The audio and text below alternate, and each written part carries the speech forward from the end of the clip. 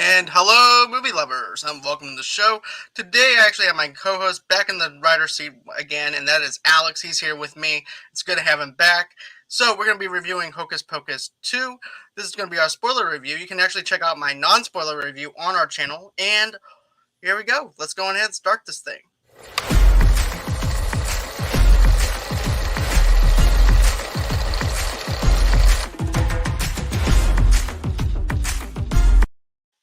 Oh, hey.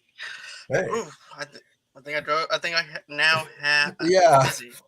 I I messed Went a little too myself hard up on that doing one. that. Why'd I do that? But anyways, dude, it's good to have you back, man. I missed you. Everybody missed you, so it's good to have you back. I missed you too. I missed all of you. Yeah, it's just I was able to avoid COVID from my wedding, but then the flu was like he didn't avoid me though. So I still Exactly. still kind of have some of the yuck in my throat, but hmm feeling 100% better. Awesome.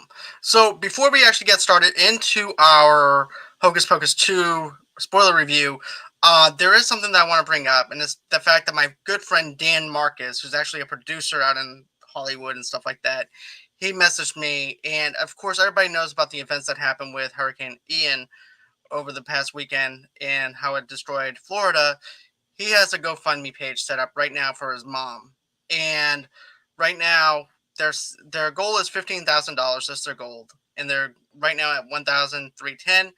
The reason why I'm telling you guys this is because of the fact, as someone that went through Hurricane Katrina, as someone that went through 3 weeks or 4 weeks of no power, especially in the South and with humidity, it is not fun.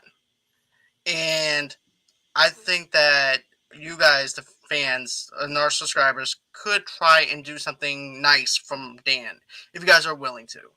But this is not something you have to do or anything like that. It's just something that I thought that I would bring up. The link will be in the description below after the show if you choose to go ahead and donate something to his mom. So, with that being said, let's get on with our Hocus Pocus 2 review. So, here's the thing. It's been 30 years since we actually have Hocus Pocus 1. And I enjoyed Hocus Pocus 1 because of the fact I went to the theaters as a kid and saw Hocus Pocus 1. And of course, I had a thing for Sarah Jessica Parker as well because that was turns out to be one of my crushes back in the 90s. But it takes place in 1653 Salem as a young Winfred Sanderson is banished from Salem by Reverend Task after she defied the authority of the church by refusing to marry John Pitchett. Rather than let her sisters Mary and Sarah be taken from her, Winterfield escapes with them in an nearby forbidden forest, and that's where she winds up seeing the witch at the very beginning, and then, of course, that's the origin story of the Winterford sisters. So, and going into the opening, I do appreciate the fact that they're actually showing us an origin story behind how they became witches. So that's something I really did appreciate within the film itself. I thought they landed that very well. And then in the introduction of the witch, I thought there was going to be more to it than what we got because of the fact that, you have this bloodline of the sisters, right? You have the sisters being together. So I was thinking, okay, so maybe this thing with the witch would actually pop up in the modern day era. Maybe the main character might actually have a bloodline that's that's part of the witch because you actually do see that bird that she turns into and shapeshifts into, and she's going around the town in the modern day era. So I'm like, I was waiting for the reveal, and it never even lands. But we'll get to that in a few minutes. But what did you think of the opening? I really liked it. Me and my wife, we watched both of these movies back to back, so it was easier to have a comparison. And I like how this one starts off similar with a bird or something flying over colonial Salem. I thought that was really cool. I really enjoyed the child actors they got to play a young Mm-hmm. Winifred, Sarah, and Sarah and Mary. Whit Mary? get married. Yeah. Mary? Yes. Sorry. Awful. I don't mean to forget names. I'm sorry. I thought they were great, especially the girl who played as Winifred. She Yes. just all the mannerism. The mannerisms were down to a T. And I thought the whole meeting with the Mother Witch was pretty cool. It was nice. It was nice. It was nice little. Oh, here's how they get started. And what I thought, like, I didn't really mind Mother Witch not being a part of it. later. I feel like they're kind of saving her up for a third movie. But we'll get into that later. But yeah, I thought that I liked that beginning. It's cool to learn a little bit more about these characters that we all love. And oh, I hear the police. I hear the police. Look, they know that I like this movie, and they're just like, get him, get him. Oh. Anyway, yeah, I really liked that, and I liked how there was it pretty much calls out the Puritan religion of back in those days. It was just kind of like already excluding women at the start. So it's just like I don't think the they were justified in killing children, but I understand how they got to that point, just in the Right. environment they lived in. And I'm gonna get. Matter of fact, let me go on ahead and see what Randy says too. She says on TikTok, someone was saying that the first witch they see is possibly the little girl from the first Hocus Pocus movie. Um, that might be a possibility. It might be Danny, but still, this is just my opinion. If we are going to talk about Danny, I wish that they don't focus on the original cast members and let it be its own thing. Because I think you Mhm. can actually tell a story within the Hocus Pocus universe without having to say, "Oh, you remember this character or that character," and let Yeah, it be its own thing. And that way, you can concentrate on just telling the story from a new standpoint versus having to go back to the original for nostalgia factor. You can use nostalgia in a way that's honorable to it because we actually see it with Cobra Kai, we see it with Stranger Things, for example. But is it needed for this universe? Not really. I don't feel like that you can need to do that. But with this storyline, I really enjoyed the opening act. Like I said, then of course I like how Winifred looks at the guy that she's supposed to marry. She goes, "I don't even love you." She's like, "I despise you," and and then she goes, "You, I just used the Lord's name in vain," and she I'll actually use it owned up to again. Like, and I oh, used it again. And then all the times I'm like, oh my god. And then you wind up seeing Billy in the background, which I'm happy that we actually get Billy before he human becomes a Billy. zombie. Yeah. And so I like how she goes, and I love Billy. And he goes, what?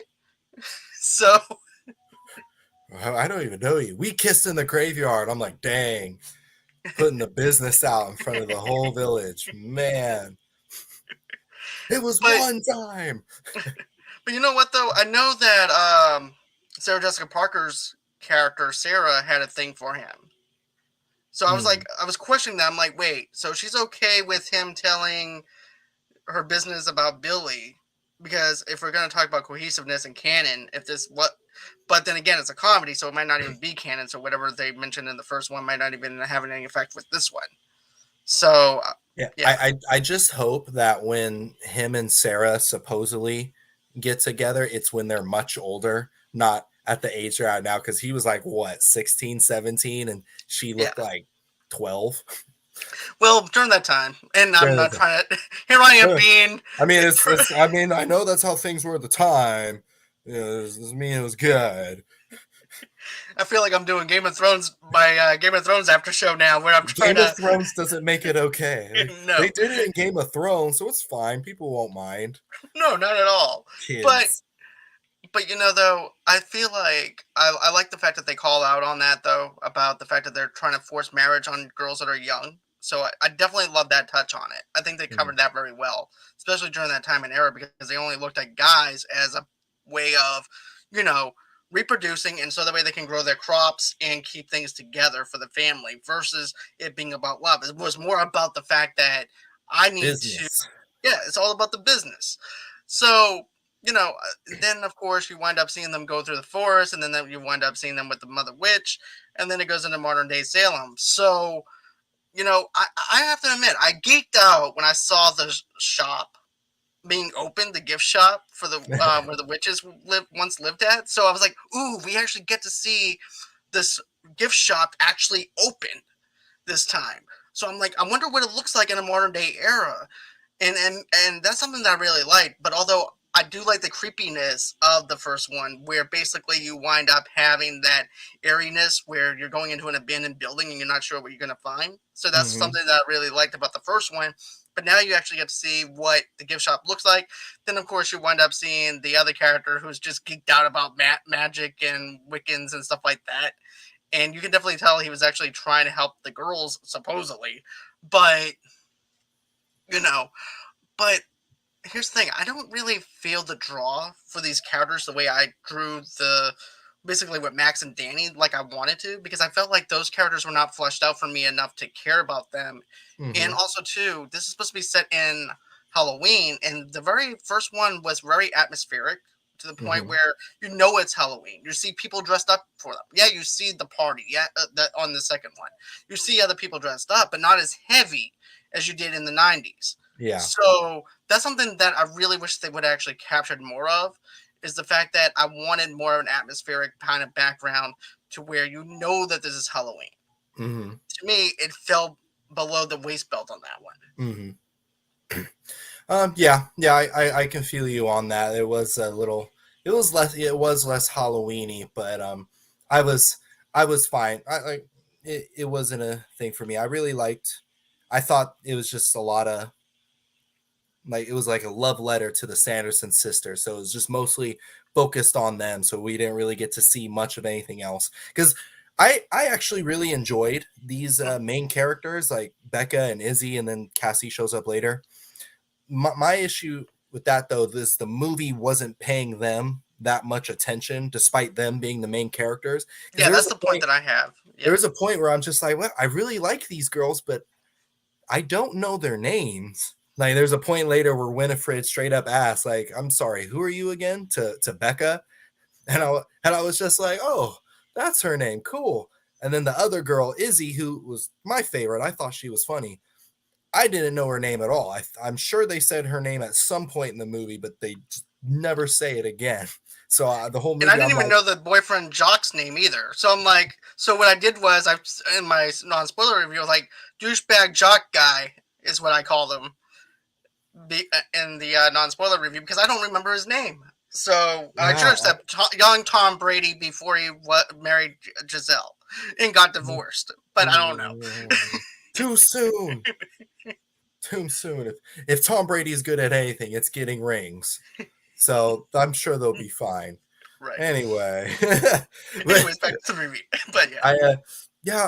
I wanted a little bit more focus on the main characters, like even just something as simple as like say their names more, just so I can become more connected to them. Because like just like I'm getting to know them. I like these girls, but like when I don't know their names or I'm struggling with them, there's like a barrier there.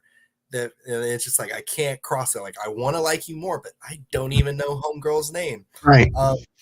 I did like how, but like a big thing that I liked about them was that they were much smarter than the previous movie's main characters. Like especially Max. Max was stupid. I didn't like Max.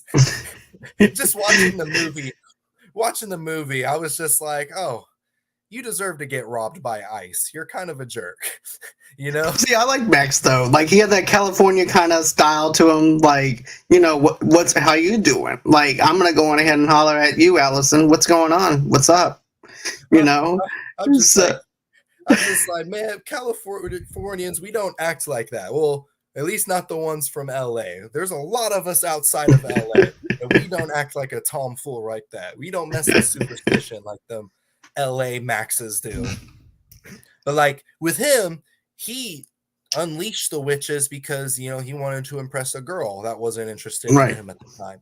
But these girls, they were tricked into doing it. So I was like, cool, I can forgive you for that. You had no idea that was gonna happen. You got bamboozled. Game of Thrones status. But yeah, I definitely do feel bad for the girls that got trapped into having to unleash the witches and they didn't even mean to.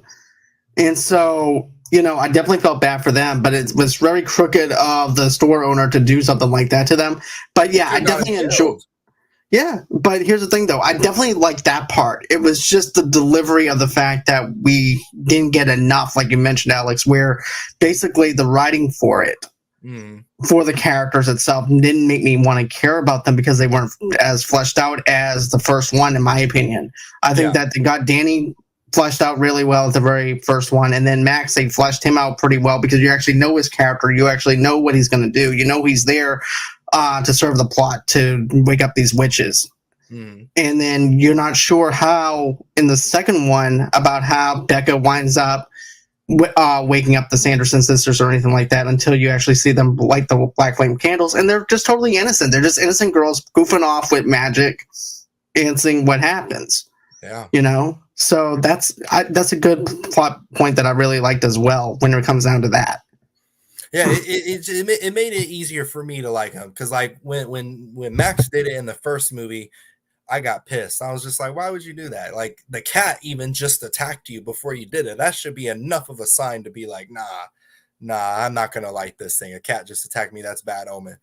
But like these girls, it was just like, oh yeah, we trust this grown man that we don't know is planning on killing us apparently. But yeah, but I really liked them. Oh, I wanted to bring this up because I thought it was really funny. I don't know why it made me laugh so hard, but when his name's Gilbert, right? The Yeah, Gilbert. Gilbert, when he was telling the story about the Sanderson sisters, and that little boy was like, "What's a virgin?" It's someone who's never lit a candle, and I'm like, that was a great recovery. And that was now that was adorable. Gilbert to me is a great guy, just has the wrong motivations behind what he's trying to do. It wasn't like he was this store owner who was just trying to get tourists into his shop. He was just trying to see, does this black flame candle actually work or not, because I'm not a virgin, so therefore I have to get somebody else that's going to do it. So but Brandy also says this: Becca should have had more of a backstory on she was a witch and why. You see, that's another thing too that I had a problem with, and she did the review. Brandy did the review with me, and that's something that her and I agreed on, was the fact, okay, all of a sudden you're a Wiccan, now you have powers. I'm like, wait. To me, the mother witch should have been the bloodline if you're going to do that. But you never showed us why she has powers. We're just supposed to assume that we know why she has powers. That was one of my issues with this movie, is like I don't quite understand how the powers work, because in the origin scene, the mother witch like specifically points out, Winifred, you have powers. And then it's the same thing in this case, like, oh, Becca, you have powers. But the other two Sanderson sisters, they do magic too. So it's just like, well, what about them? I'm just trying to figure out how this world, like this magical world, works. Are they more like emotional support? Like they're not really witches. They just give their good faith to Winifred, and that makes her stronger, and her magic's the one making them able to do these things. And same thing for Becca, is like, do they just need homies to back them up? But I get you. It was lightweight confusing, and also, yeah, what Brandy said, like they should have had a little bit more of a backstory, like even just a couple of sentences, just being like, oh, we've been doing this ever since we were kids, and we always do this. And then they kind of do it, but it would just a little bit more, one or two more sentences about like how they got into it. Oh, my mom introduced me to it or something, Right. I think that they should have showed something within the Wiccan thing itself on how she got into the whole Wiccan stuff. I needed a little bit more context behind it, into how she discovered it. Yeah. But that was another thing. Sorry. Right. That was another thing I did like about these girls, is because they utilize their knowledge. Well, that's why I mentioned, like, I thought they were smarter than the previous characters, just because they immediately were like, okay, well, they like children's soul, so let's take them to the beauty section of the Walgreens. Let's create a salt force field. I thought that was a really cool scene. Just I was like, you see, I like that though. I like the force field thing, because we didn't get to really see that in the first one. All we saw them was drawing a circle in the graveyard, and it didn't really do anything at all. All they did was Danny go up out of it. Like, Danny, what are you doing? No, he's a zombie. He's fine without his head. He'll find it. Dang it, we'll find it later. We got to take down these witches first. And I thought it was the greatest thing when they trapped the witches in the salt circle, and they were like, cool, we got them. And then the Roombas showed up. and I'm like, I love these Roombas. Okay, we're gonna get to that in a minute, but going on back over to your point about the cosmetics department and stuff like that. To be fair, in the '90s, we didn't have all that cosmetic, like all the stuff that we have now, to where we could actually say, "Oh, let's go to a drugstore, CVS, and find you some cosmetics or anything." Makeup and stuff. We have just regular makeup, not something to actually de-age you that much, or aging cream was still trying to be processed in the '90s and stuff like that too. So it wasn't like as heavy as it was now. So I can understand, but I like the whole entire deal where they're inside the store and then they're quick on their feet. That's something I have to say though too. They're quick on their feet, like you said, Alex. And about the Roombas, I love the Roombas. The Roombas was probably my favorite things, and they didn't just make them a part of whenever the witch is over there riding on the Roomba. They actually made them a character versus it just being there, which is something I really do appreciate with that. But then another thing too, like I like when they're trying on the products, like this doesn't taste like kids. It's just eating it. I'm like, oh. I thought that was so funny. Ew. But also gross. Right. Yeah, definitely gross. But then you see Sarah Jessica Parker's character with the Swifter, which I thought was funny, and then you see bubbles coming out from behind. But the Roombas to me was really fantastic, and how they were utilized and how they used it, because they could actually use it as a bit for just flying, but they used it quite a bit, which is something that I liked. Yeah. It was a great plot device. It's like, how are they going to get out of there? And they're like, nope, no one's going to break the salt circle. Who'd be stupid enough to do that? The Roombas, because they're homies. And I'm like, that's great writing right there. I loved that. I'm sorry, I have to bring this up. Do you know what my biggest fear was coming into this movie? And it's kind of irrational because there's no way Disney could do it. What is it? My irrational fear was like, the witches are from like colonial times, right? Right. So I was worried that they were going to be racist. Well, they weren't really racist in the first one, so I wasn't. True, but like it's mainly white people in the first one, but like True. this one is much more diverse, which I thought was great. But just that irrational fear was like, oh, I really hope they're not racist, and they definitely weren't going to be. But I just, I didn't think about that though, man. To be honest with you, that didn't even cross my mind. That's actually a good. Would they be racist? Like, I mean, especially when they go against the grain of their society already, so maybe they might not be. But well, here's the thing: with Winifred and them, they were judged based on what they practice and what they believe. Mm-hmm. And they also didn't want to be the type of people also to force judgment on other people too.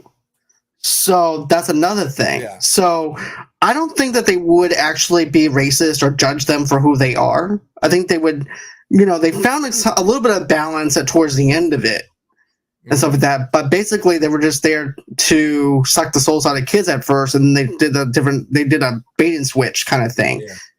But I like how they make kids that we can kill. We're good. Right, exactly. Just bring them to me and it'll be all right. But that didn't even cross my mind. So that's actually a good point that you brought up. So, but I liked that. But that never came to me because I knew how that was in the first one. But like you said, it's more of a diverse cast. So therefore, they're not used to other nationalities. They're not used to other cultures being in this universe and how they would react to that. So that's actually a good point. But I was also thinking on this line too, like I said, they've been judged before. They died because of what they believed and stuff like that. And of course, being forcefully married to trying to marry somebody. So that's also another thing. So that didn't even cross my mind because of that. But Derby Gaming says this was a great sequel. He said, despite it being very Disney filled by modern day, but overall, a great sequel. I'd say it's 6 or 7. The original is about an 8.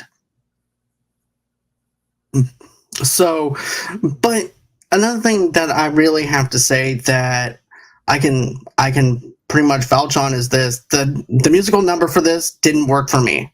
No, because it's a Halloween movie. So why are you gonna put "I'm Gonna Get You" into a Halloween movie? Yeah, I get the context. She's a witch. She's gonna get you, but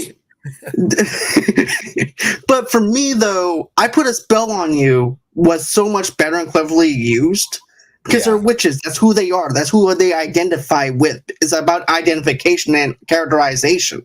Yeah. With them doing the musical number, I felt like I was watching Hocus Pocus the musical versus just being like a little small musical number. And I'm Yeah. glad that they didn't do the paint by the numbers kind of deal where, oh, we're just going to go in and suck the souls out of the kids and let that be the cliche thing. No, they went on ahead and they changed it up. Mhm. Oh, this is the bloodline of the father, the great great great grandfather that sends us to die. So guess what? Now we can get vengeance on him. So I liked it as a revenge tale in a Disney kind of way. So I definitely like that aspect to it. And the poor guy doesn't even know anything. He just wants his caramel apple. I even though his ancestor was a jerk, I felt for this mayor so much. I'm just like, let Mans have his caramel apple. He's so nice. I love him so much. But that's what I really appreciate about this movie, and the last one did a great job of this too. Like when you really think about it, the threat of death is ever present. So it's like this is a kids movie, but the stakes are severe. Like they're not just going to get this mayor's blood. Like no, let's kill him while we're at it. Like they're going after him. And same thing when Winifred's trying to cast that witch power maximum spell. Like they're planning on killing some folk after that. So And you know what though? I like how the book has always been a character in a sense, right? Especially in the first one. But he had more of a character development in this one though too than the kids did. But I like how he has a conscience. It's like, hey, look, we're not gonna do this. And then I also like how he's trying to hide himself from the kids. Like, no, I'm not going. I'm not going out there. And you see the book sweating. So I like that. But I like how he has a little bit more of a conscience of the fact that, hey, look, we're not going to do this evil bidding. I'm not going to allow you to do that. So that's something I really like. So, my negatives of this is so far is just the characterization of the characters, of the development of the main characters, and the dialogue to me, and the musical numbers, and also not enough time with some of the other characters that I would like to actually get more fleshed out. yeah. I could have done without one of the musical numbers. I'm like, just use one. I'm gonna get you. Like they had a intro song and then they had that song. I'm just like, no, don't push it. Choose one. I know you're trying to also promote a Hocus Pocus musical down the line. I guess that's in the process of being made. Thank you, Derpy Gaming. Yes, those caramel apples did look great. I don't usually eat caramel apples. I don't like the texture of apples. It's too hard for me. But Same. I would eat those. I would eat. You know those. what? Disney movies always has a way of making food that we don't eat good. That's something like those It's candy dang it, apples. I'm on a diet, Disney. I'm trying. Oh, now I gotta go buy candy and all that. But okay, go on ahead. Sorry. Sorry, I was just gonna bring up the finale though. I really loved that finale because the whole theme of the movie was sisterhood, and just how there's kids remember Walgreens. Yep. Yeah. Capitalism. But just the parallel between the Sandersons and these three friends and how they're trying to, it's just all about sisterhood. Winifred's like kind of learning about her, that she has love for her two sisters, even though she's like, no, they're imbeciles. And then same thing with the three girls, like they need to come together in order to be ultra powerful. And I thought that was really sweet when Sarah and Mary had to basically get Thanos snapped in order for Winifred to get powered up, as she was like, where are my sisters going? Like, I legit started crying. I felt for her because she's been with her sisters for centuries, even in death. And to know that they're finally resting in peace and she's not there and she's stuck on Earth, it did give you a little bit of feels to it. Yeah. But what I liked about it is it still kept them as evil. Like they're still evil, but it showed this other side of them, this personal softer side. Yeah. And not necessarily like people are saying like, oh, they made them good. I'm like, no, they can be evil but still love each other. You know what I'm saying? And Right. I thought for the movie to give us an ending to the Sanderson sisters like that, I thought that was very respectful of the characters and to the people who love the characters. They weren't killed in this violent, gruesome death and everyone like damning their souls to hell. It was just like, no, here's these characters you love, and we're gonna resolve them because they are evil, but like, ooh, it's beautiful. A beautiful send off for them, just to show that we love your love for these characters, and I thought that was really great. You're making me have feels now, Alex. You're making me feel a little bit. Don't cry. Here's a tissue. Oh, let's see here. Bernie mentioned the dead boyfriend's corpse, which happens to be Billy. Let me see if I can find that. What happened Okay. to Billy? The dead boyfriend reminded her of Thriller from Michael Jackson. Oh yeah, absolutely. Yeah. But for me, I'm upset he didn't have a musical number. Right? That would have been perfect. To be honest with you, perfect. I'm going to be honest with you. They should have used Thriller for that. You know? But no, they didn't. But here's the thing. Whenever it comes down to Billy being back in the movie and stuff like that, it doesn't really do anything for me. I wasn't that excited. I think it might have been because of the fact that he was in the trailer. I think if they held back now that I'm thinking about it, after watching this movie over the weekend and I had more time for it to digest and think about it and rekindle it, you know, they should have held Billy back a little bit and reserve it for a little surprise, because Billy was everybody's favorite zombie in the Hocus Pocus movie and stuff like that too. So I wish that they would have actually done that. Another thing too, this is like a nitpicky thing, but when the mayor's daughter is having the party, that's a very small party. I mean, I didn't feel no danger element into that whole entire scene where, oh, I'm going to get caught and I better hurry up because my dad might come home. Yeah. And I wish that there was more of a danger kind of element to that. Also, too, I know that this is a small town. I know Salem is supposed to be a small town, and I've also been to Salem before. But it seemed like everybody who was a teenager was in this house. Yeah. There was no teenagers out on the streets. There was nothing like that going on, and I wanted more of a Halloween story. Even whenever we have Penny Marshall and her brother being in there when they're watching Hocus Pocus 1 on VHS, I'm like, okay, I get what you're trying to do. You're trying to pay your respects to these two actors and the brother and sister that was in Hocus Pocus 1, trying to pay attention to the nostalgia factor, also too, while also being meta for Hocus Pocus. Yeah. And the delivery of it didn't make me feel anything. No. I'm like, I got a little shake. It got a little shake out of me. I was just like, ooh, look, it's them. That's when she called them broads, and I'm like, oh no, don't do that. They're witches. Oh, Derpy Gaming. Oh shoot! I just realized the Hellraiser movie drops tonight. You know what? Yeah, that might be something that I might have to look into, because that might actually be a fun one for us to check on and see if we can actually review that one. I can't wait to cover my eyes the entire time while watching it. I feel like I traumatized you all through last year, and now I'm putting it to you again. It's totally fine. I never see what's happening. I'm like this. I'm listening. I'm Daredevil when it comes to horror movies. It's just like, she just got stabbed. I can hear it. I'm going to have to check that out, Derpy. Thanks. It messes me up because my wife, she's terrified of horror movies. But when I'm actually get her to watch one with me, I'm the one that's hiding, and she's just like staring it down like a gangster. And I'm just like, I don't have your strength. She's like, it's gonna give me nightmares. And I'm like, you're giving the movie nightmares. You're showing no fear, no mercy. I want her strength. You see, my fiance, she does not like horror movies. She likes more of the psychological thriller kind of horror versus. I like those too. Yeah. So me, on the other hand, I'll be just like your wife. I'll be over there stone faced the whole entire time while you're scared. So, but okay. So as far as Hocus Pocus 2 goes, it didn't land the way I wanted to land. I waited 30 years for this, and like I said in my non-spoiler review, I said this: after so many years of waiting sometimes it throws into the danger factor of did they wait too long to do a movie? I'm looking at you, Zoolander 2, and every other movie that they did in the past that takes 30 years to actually make a sequel to.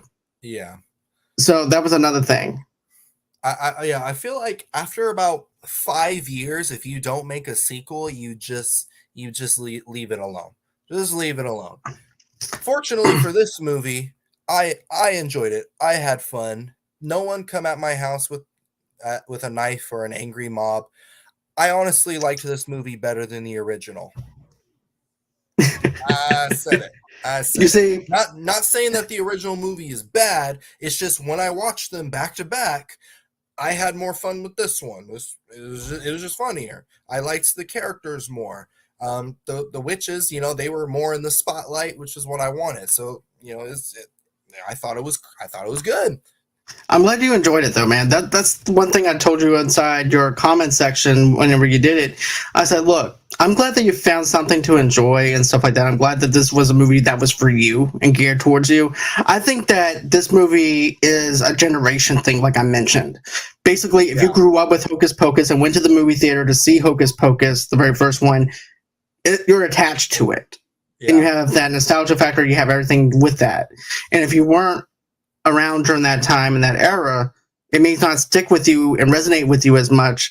So therefore, you can actually go on ahead, watch the second one, and watch the new generation love these characters in a different type of way, which is something I really do appreciate. I appreciate the fact that now a new generation has their movie and I have my movie. Yeah. So, and don't worry, I'm not going to come to your house.